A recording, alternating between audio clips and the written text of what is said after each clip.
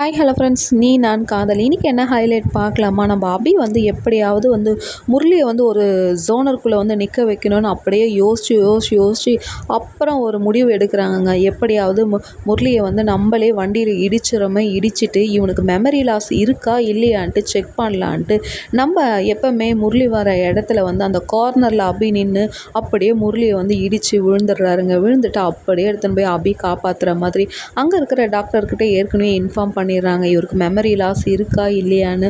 இதெல்லாம் அபி கண்டுபிடிச்சாலே அப்பா ஆட்டமே வேறு லெவலில் இருக்க போகுது இதுலேருந்து. ஏன்னா ஏற்கனவே முரளி ரொம்ப பிரில்லியண்ட்டுங்க, எல்லாத்தையுமே யோசிக்கிறவர். அதுவும் அபினாலே ரொம்ப யோசிக்கிறவர். பார்க்கலாம் அபி ஜெயிக்கிறாங்களா இல்லை முரளி ஜெயிக்க போகிறாரா? முரளி இதுக்குள்ளே மாட்டிக்கின்னு எப்படியெல்லாம் அபிகிட்ட மாட்டின்னு முழிக்க போகிறாருன்னே தெரிலங்க. பார்க்கலாம். அபி மாஸ்டர் கெச்சி போட்டுருக்குறாங்க. அபி ஜெயிக்கணுன்ட்டு நான் ஆசைப்பட்றேன். உங்களுக்கு இந்த வீடியோ பிடிச்சிருந்தா லைக் பண்ணுங்கள், கமெண்ட் பண்ணுங்கள் ஃப்ரெண்ட்ஸ்.